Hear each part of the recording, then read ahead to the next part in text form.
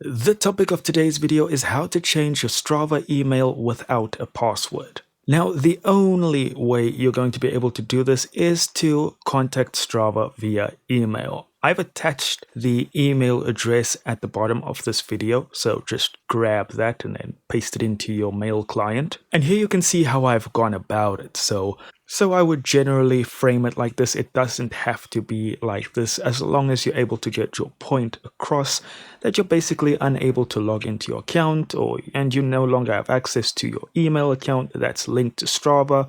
Put in the name of your account, contact details, maybe even the previous email linked to that account. The more you know, just add it to your email. Now, I will warn you, this could take a while for them to get back to you, maybe a day or two, or if you're lucky, they'll respond to you very fast. But once you've sent your mail, it's really just a waiting game, unfortunately. They will probably send you a ticket number though. Of course, I haven't emailed them because I don't have any problem, and I'd just be wasting their time. But that's all there is to it, guys. Thank you so much for watching. Do consider liking and subscribing, and I'll see you in the next video.